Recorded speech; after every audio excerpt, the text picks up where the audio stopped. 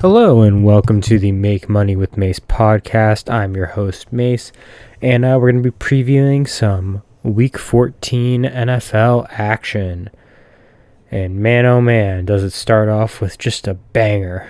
But before we get to that, I went 3-1 on the weekend again, lost the Monday Nighter, so I've turned the corner in terms of, or as of right now, I've turned the corner, knocking on the desk to make sure that good vibes keep rolling. And going to keep those good vibes rolling by talking about what might be the least entertaining game of the year, which of course includes the 12-10 Monday night game. It also includes that 6-0 game in the rain. This might be a little more entertaining because at least like TJ Watt and Alex Highsmith and Cam Hayward are incredible. And the Patriots are down Ramondre Stevenson, who's their best offensive player. So as of right now, the single best offensive player for the Patriots is Michael Onwenu. And Michael Onwenu is playing out of position. Yes, he's a capable right tackle, but he is not I wouldn't say he's like a great right tackle. I'd say he's above average, right? He's naturally a guard. He has more of the guard build, but should have probably been the Patriots' opening day tackle and probably should have been training to be tackle, get a little leaner, be able to play more athletically, and match some of these edge rushers. But, you know, Bill Belichick is I've been saying this online and everything, but Bill Belichick right now is one of the worst coaches in the NFL. He has all the tactical knowledge he could dream of, but when it comes to player development and game day decision making and personnel decision making on game day, which obviously he made all the personnel decisions in the offseason and things like that, in past off seasons, and draft choices and things like that as GM, but he has deployed them as poorly as you can imagine as a coach, especially offensively.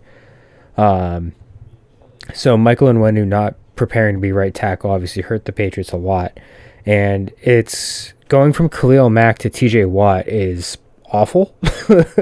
Khalil Mack's having a throwback year, and he's been really, really good. So I think that this idea of like, I don't know, the Patriots are not going to be competitive in this game offensively. Pittsburgh's defense is really, really strong. By DVOA, they rank 5th in the NFL, and their offense is 18th because they can move the ball pretty well now, but obviously they're missing Kenny Pickett, but Kenny Pickett to Mitchell Trubisky is not really a drop-off. It's just that people from Pittsburgh like Kenny Pickett more because he's from Pittsburgh. But Mitch at least has proven to be athletic and win you some games in the NFL. And with the way the Pittsburgh defense, which isn't just good because of like their exceptional front, it's good because their secondary and linebacking core is incredibly opportunistic, and they've 12 interceptions on the year. So that's a really good number.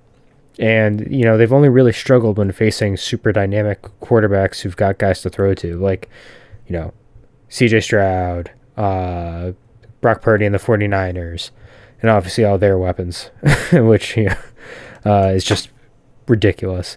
And then obviously last week Kyler was able to dice them up, so I think Pittsburgh does bounce back at home. However, the spread is 6.5. That's a big spread for this game, just because of the merit that the Patriots defense ranks 11th in DVOA, can get got in the passing game, but has been a phenomenal run defense. I think 6.5 is a lot, but I love the under. The under is 30. Like, it actually is 30. And I think that they'll just cover it. There's no reason to think that they won't at this point. I think, I just think that it's a ridiculous prospect to have to face, right? 6.5 is just so much. 30 is, there's not going to be more than 30 points in this game. The Patriots offense is pathetic. It's the worst in the NFL. I know metrically it currently isn't, but there is not a worse defense in the NFL. It currently ranks 28th in DVOA. Obviously that number keeps going down and down and down. And just in terms of roster talent, I don't think there's a worse offense. At least like the Panthers have Ike Ekwonu and Miles Sanders and Chuba Hubbard, and Adam Thielen's a good ball player. So like you have that going. Jonathan Mingo's explosive. So it's like you have that going on in Carolina. Obviously, Washington's, I'm just looking at offensive. The Giants have Saquon and Jalen Hyatt, Darius Slayton, and Andrew Thomas is a good player when he's healthy. Vegas has Devontae Adams, Josh Jacobs, and been playing better ball. The Jets' offense is more talented, except I think Nathaniel Hackett's a horrific coach, along with being hamstrung by a worse quarterback situation than the Patriots, in all honesty. But yeah, that's the company the Patriots are keeping in terms of offensive personnel and everything like that. So they're a very poor team, is what it is. Yeah, take that under 30. It feels like stealing money. It's like taking an Iowa under at this point. You can take Pittsburgh and New England unders, and they'll just hit. The only way this game goes over is if Pittsburgh beats them like 42-0. And the Patriots defense has been playing with a lot of pride. It's not like Pittsburgh's offense is particularly good to begin with. So I think take the under in this. Pittsburgh to cover is rugged. I don't think they'll cover. It's just a lot. 6 is a lot. This could be like a 3-0 game. Like it really could. So yeah, that's what I'm thinking about. The Thursday night game. It won't be fun. If you're a real sicko, watch it. If not, I don't know. You could parlay this with a TJ Watt sack probably and get positive money, which I might do, which might be the bet. But yeah, so that's what I've got for this game. And then moving on to Jacksonville at Cleveland. This game is going to be weird because obviously Trevor sprained his ankle and we don't know how long he's going to be out. Cleveland is starting Joe Flacco. I don't trust this game. It also has a very low over-under with 30 because it is two good defenses.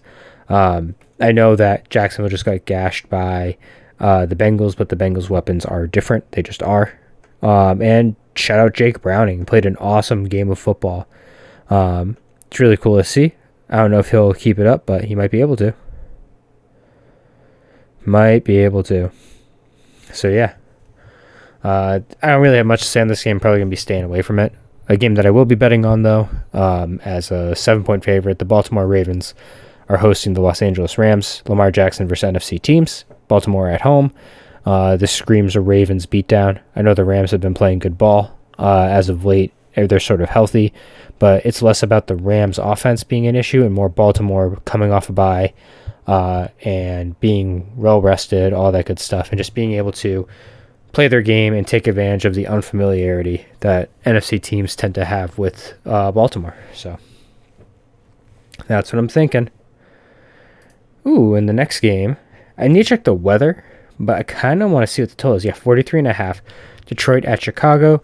Detroit's defense has gotten really leaky, and I think that is mostly just due to, I didn't think their defense would be particularly great heading into the year, and some secondary injuries, mainly Chauncey Gardner-Johnson, and now linebacker injury and Alex Anzalone. I think that, I know the last time we saw the Bears, what were they doing? They had a bye last week. They won 12-10 against the Vikings defense, but that was mostly just Brian Flores, sicko, just doing his damn thing as a defensive coordinator, and the Vikings not being able to get out of their own way in terms of offensive turnovers and things like that. So I think that this game, Detroit at Chicago, I'm actually going to pop this open real quick. Last time they played, it went over. Yeah, so Detroit is 9-3 overall. Against the spread, 8-4. Over under 8-4. The Bears are 7-5 on the over. They are 2-3 at home. Detroit's 5-1 away and 4-2 at home. 2-5, and the Bears are 2-5 away. That's funny. Bears have not played many home games. Wow. So that's basically what I'm looking at here. Is the last time they played in the Dome, 31-28. I actually want to see the weather in Chicago. Chicago weather Sunday. Might be bear weather. I'm looking at it right now. Ooh, so Sunday is going to be high of 33, low of 28, mostly cloudy. Humidity 63%. So points to be had for sure. I don't know. It just feels like a really low under considering both of these teams. Like, Chicago has the propensity to really be explosive on offense, and obviously Detroit's offense is one of the best in the league. So I think that the over being as low as it is at 43.5 is more of a weather bet and like an anti-Goff bet, which does make sense. But Detroit scores more often than not. Their offense has traveled fairly well. I know they haven't played many cold weather games, but I think that they'll be able to do the thing. It's going to be just above freezing temperatures, so it's not going to be like so cold you can't function. Ball might be a little hard to catch, but they love to ground and pound and have explosive runners in David Montgomery and Jahmyr Gibbs. So points will be available to be had. Actually, I need to look this up. Jared Goff, cold weather record. Justin Fields is used to it. He's a Big Ten quarterback. Okay, so this is from last year. Does Jared Goff truly struggle on the road in the cold? This is from prideofdetroit.com. Shout out SB Nation. So, Jared Goff, All right, Detroit Lions have played on the road so far. Okay. Goff. All right, outdoor games. Jared Goff. His completion percentage dips from 66.3% to 62.3%. Goes from 7.1 yards per attempt to 7.5 yards per attempt. 89 touchdowns to 48 interceptions when he's outdoors. And 48 touchdowns to 18 interceptions. So he's a little more accurate indoor, which makes sense. Goff at home. Outside of higher interception rate, outdoors, really noticeable difference. As for the cold goes, there's a really small sample size. So Goff's barely played in cold games. Okay, so he's only played 5 games where the temperature was below 40 degrees. Here's what he did, along with defensive DVOA of ranks. Okay, this is really good to know. So in 2018, I do remember that game. That Bears defense was awesome. 21 of 45, 162 yards, 4 picks. That was like the Khalil Mack sicko year. He's played against the Titans, who are more in the Bears ballpark defensively. 4 touchdowns, no picks, 286 yards. Seahawks, 21-27, touchdown in the cold against Green Bay. So, not enough of a sample size, but I think that the Lions will be fine in the cold. So, going to go with that one. The Panthers are a touchdown dog. It's actually gone from 6 to 5. To the New Orleans Saints. The Saints, I will not bet on them anymore, ever. I will bet against them happily, but I'll never bet on them. Carolina, obviously the Saints last week played a pretty entertaining game against the Lions. Carolina, they're close to winning another game. This could be the one for sure. The Saints are not like... The Saints, it depends on their roster injury report stuff, and obviously that stuff's not out yet, but like, is Cam Jordan going to be out? What's the deal with Chris Olave? What's the deal with Slant Boy? What's the deal with Derek Carr? What's the deal with all of that? It's going to matter. Carolina is knocking on the precipice of winning some games, so that's to be on the lookout for.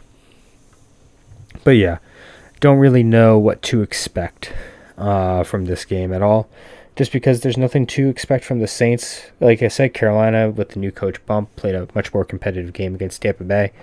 So yeah. Don't know what NFC South, how hard could it be? Tampa Bay Buccaneers at the Atlanta Falcons. This game is weird just because I know Atlanta beat them earlier in Raymond James, and Desmond Ridder just, I don't know. Atlanta is a better team than Tampa Bay just in terms of like overall talent, but I don't know if Desmond Ridder is good enough to utilize it. I don't know what Arthur Smith's deal is going to be this game. Atlanta is a 1-point favorite. I do think that if you're interested in this game, I would bet Atlanta, but I don't think I'll be touching this game. In particular, I just don't trust it. Don't trust it. I know that Tampa Bay's run defense has actually been getting gashed lately, and that's because the linebackers have lost a step, being Devin White and Levante David. Devin White has always over pursued and been like not great in run fits. But I do think that Atlanta will be able to gash them with that wide zone concepts because they run away from Vita Vea. It's basically, can you run away from Vita Vea? And if you can run away from Vita Vea, it can work. Atlanta's offensive line is a bunch of road graders. I love watching them play. But yeah, I think that Atlanta is probably better than Tampa Bay. I think that Tampa Bay still has some reputation stuff going on in terms of their line. And if you want to take Atlanta -1, I wouldn't hate that. Indy and Cincy, I'm not touching this game with a 10-foot pole because it's two backups, so you don't really know what to expect from. Obviously, Jake Browning played a phenomenal game against the Jaguars. Don't know if that's repeatable. Indy, their pass rush has been very disruptive. Just don't know what to expect from two backups. I will say, you could 43.5 for 44, 43.5 for the over-under. That's a pretty good number. That's a pretty good number for two offenses that can really kind of score regardless. Obviously, Indy's performed better against bad defenses, and since he was able to take advantage of a good defense, so I sort of trust that a little bit more. But this could be an interesting, fun game overall. Like, it'll have playoff implications, so I think take that over under 44, all that good stuff. I don't know. It's a weird week. But I will say this.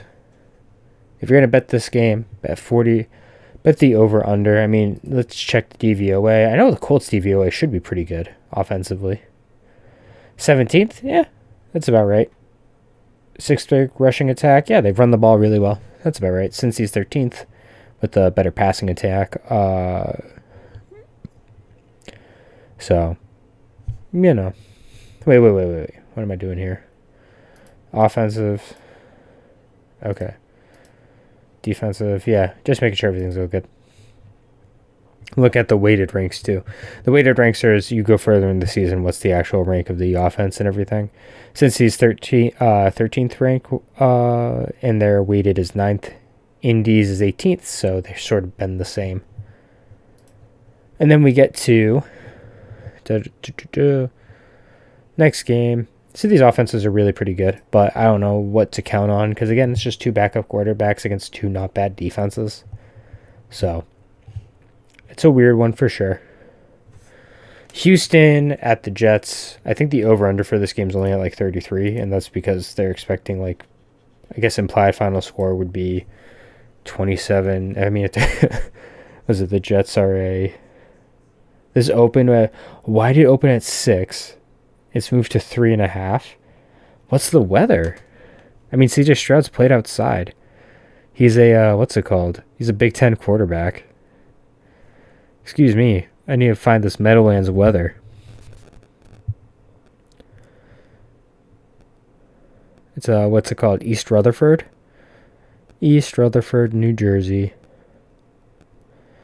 East Rutherford. All right, what's the weather on Sunday for them? Rain, 61. What happened with the Texans injury report that caused the line to move that much? Because I know it wasn't the Jets injury report. I know that there's no Tank Dell, but even still, the Jets offense is horrible. They're not going to be better with Zach Wilson. Are you kidding me? All right. Week 14, did not practice. Oh, limited practice. Okay. Laramie Tunsil. I'm looking at it. Okay, Denzel Perryman's going to be back. Full participant. Dalton Schultz will be back. Sheldon Rankins, limited. Noah Brown, Will Anderson, all limited. Bobby Trees didn't practice. Jimmy Ward didn't practice. Laramie Tunsil didn't. George Fant didn't. And Neville Hewitt. Brees Hall didn't practice. I hate seeing Aaron Rodgers on there. So Mekhi Becton was limited. Tyler Conklin limited. Billy Turner limited. Quincy Williams limited. John Franklin Myers didn't practice. Brees didn't practice. That's not good.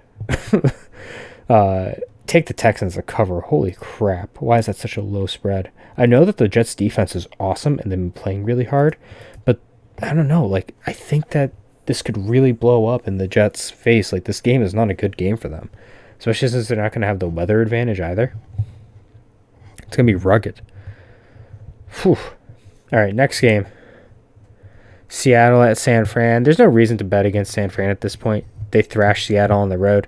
Obviously, Seattle can be tricky. They play hard. They're well coached, all that good stuff. And they have explosive weapons to match and take advantage of where teams are weak. The issue is falling behind. when teams fall behind San Fran, they're able to go to that NASCAR front and just tee off. You have to keep it competitive and not allow the NASCAR front to tee off. So it's just a matter of timing and a matter of can the defense step up enough to contain, just run some contain. So I don't know. It's going to be really hard. It depends on the health, obviously. The health of the 49ers has been their downfall year in, year out, and I don't see that changing anytime soon. I think that they just need to maintain Debo and Trent. If Debo and Trent are in the lineup, they're undefeated. When they're not in the lineup, they lose. And it affects Brock Purdy's play tremendously, because what Debo does is that because you have to be hyper aware of where Debo Samuel is on every single play, it forces defenses to account for him in very different ways, because he's not a typical, he's not an X receiver. He's not a typical running back. And when you have to account for someone who just sort of breaks the rules of football and breaks the rules of defense and plays in an unconventional manner, but then you combine that with the fact that you have Brandon Ayuk, who's incredible, you have Christian McCaffrey, who's incredible, and you have George Kittle, who's incredible, it just compounds everything. So when you're missing Debo, it makes it a lot more easy to contain San Francisco, because as good as those players I mentioned are, Ayuk is this typical X receiver. He's an exceptional X receiver, but that's what he is. George Kittle is, a phenomenal pass catching and run blocking tight end. Obviously, he's not like a true right receiving tight end the way Travis Kelce or Mark Andrews is, but his impact in the run game is also a huge factor as to why he's such a weapon for them. Obviously, McCaffrey is an incredible running back, so it's like, but those are more traditional, easier to play, easier to defend against. And then when you're missing Debo, it's like, okay, like, we know how to line up, we can run our stuff, we don't have to do anything that sort of warps how we play defense, aside from the fact that we're probably going to play more conservative to make sure everything stays in front. So, all that being said, unless one of Trent or Debo gets hurt, Seattle's probably not winning the game, because San Fran can survive anybody else besides Purdy, Trent, or Debo. I mean, they probably will be able to survive Purdy for a few games before Darnold falls off, but unless Darnold went to the Kyle Shanahan school of play football good, which he could have. So, that would be an interesting game. Like these two teams, I just have, I assume them to be closer in record than they are just because of the early 2010 Seattle-San Fran battles, but I think that San Fran sort of runs with it. 10.5 is a lot, but San Fran's really good. Oh, pardon me. Pardon that yawn. Anyways, we get to Minnesota at Las Vegas. I don't know how to pick this game. Did both teams have a bye last week? Did they have a bye last week? They did. They did have a bye last week. They played on last Monday. I don't have much to say about either team. I'm probably going to stay away from this game. Like, you just don't know what you're going to get from these teams at any point, ever. I don't know. It's weird. It's dumb. Not great. Denver and the Chargers. So the Chargers at SoFi going to be in much better conditions. The defense for the Broncos has been playing a lot better. The Broncos are coming off of a really bad loss, probably their worst loss since the Miami game, where they lost to the Texans and had the interceptions and everything not go their way. So take that as you will. The Chargers obviously won a game where they played horribly, but they still won. I will say when these two get together in the Herbert era, the over-under doesn't really happen all that often. Last time they played, Denver beat them 31-28 in a game where I remember Mike Williams got hurt, a bunch of guys got hurt. And then they lost the game 19-16.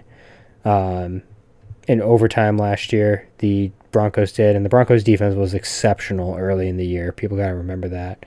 And then I'm just looking at the Herbert era. So starting in 2020, Denver beat them 31-30. That's got to be like a Drew Lock crazy game. Chargers won 19-16. Denver wins 28-13.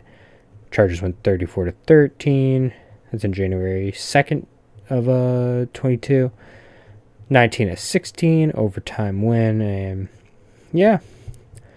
I will say the Chargers obviously have lost all these one-score games, and Denver's really trying to make a playoff push. I will say the Chargers aren't out of it. They'd have to win all 5 games in a row, which means beating the Chiefs once, which schedule-wise they could be able to do, but it starts right here. Obviously, they're favored. I think that the coaching mismatch is massive, and they haven't played yet this year. No Mike Williams, which does matter, which means Pat Surtain's probably going to be on Keenan Allen. Depends on how Kellen Moore can scheme it up.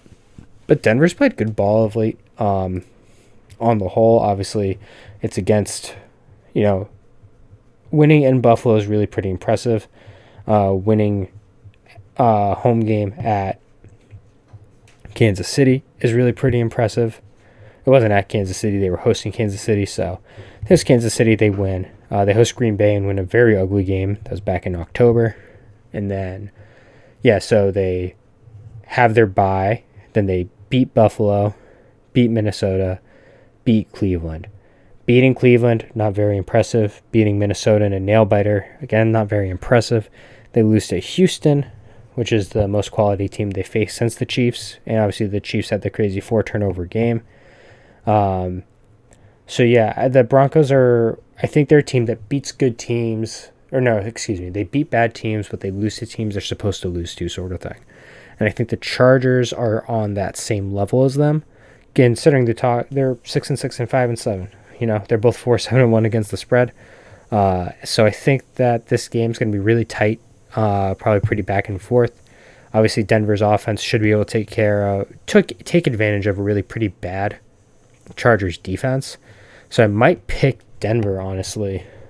Not a bad bet, money line. Plus 126. Not terrible. That's a good one to pick. Then we got Buffalo at Kansas City in good old Arrowhead.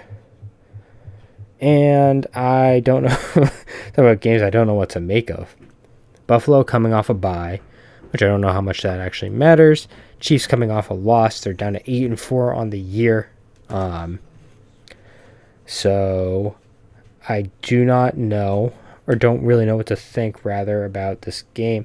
Obviously, in advanced metrics, love Buffalo, but they're horribly inconsistent. Last time we saw them, they lost a nail-biter to the Eagles in the pouring rain in Philadelphia. Kansas City cannot really afford to lose another game, but neither can Buffalo. So I do think that this game will be tight. I think that they're both very talented teams. Buffalo obviously has not been making the most of their talent, where Kansas City's talent is actually mostly on defense these days. So it's going to be a weird game. I don't know. If anything, I honestly might take the under. Just taking a look at trends. Yeah, both teams are 4-8 with the over and under. I will say this is a trend to look at. Buffalo is 1-4 away from home and 5-1 at home. If there's any time to sort of take Kansas City and just be like, yep, Kansas City is going to right the ship, especially as a 1.5 point favorite, this would be the bet. The home road splits are telling the story of the Buffalo season. I think that's definitely going to be the case continuing right now. So I think take Kansas City. Just seeing those home road splits alone got me going on that. So that's what I'm thinking there. Philadelphia at Dallas. I don't really care about the spread. I care about that over. I know Dallas is a favorite. They kind of should be. they kind of should be. Over under 52. Last time they played, it was 28-23, which is 51. It's going to be on turf. Dallas on turf is a much better offense. Honestly, a much better defense. I think that Philadelphia will be able to score the ball, though, because Dallas's back end is pretty strong. Dallas's back end is not particularly strong. They can be had in coverage a little bit. Philly has the receivers to do it, so, that's what I'm thinking. Love this over. Should be a really well-played, fun football game. And that takes us to the double Monday night header, and yikes. Tennessee at Miami. Miami's going to win. Green Bay at New York. New York's going to win. Excuse me. Sorry, that was moronic. I meant to say Green Bay. So, Tennessee at Miami. Miami's going to win. Green Bay at New York. Green Bay's going to win. Easy. Simple. Love it. Going to be a parlay, probably. Take them both money line. because was it Miami's a 2 touchdown favorite and the Green Bay is 6.5. So going to take both their parlay their money lines. What is this money line? Where's this bet? Show me the bet. Yeah, minus 850 to minus 285. Get like minus 110. Love that parlay. Oh man, yeah, that's the preview this week. Obviously, a handful of teams on bye, making this a week to cover. But after this, there's no more buys. There'll be full slate, full teams to cover, all that good stuff. Gonna get back, some good teams, all that good stuff. Alrighty. Actually, I think everyone is playing this week.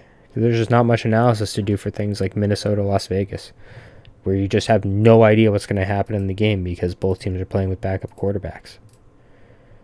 So, make of it what you will. I do think that tomorrow night will be. I miss Iowa football as much as the next guy, so I think I'll be watching and, reminiscing about how fun Iowa football can be.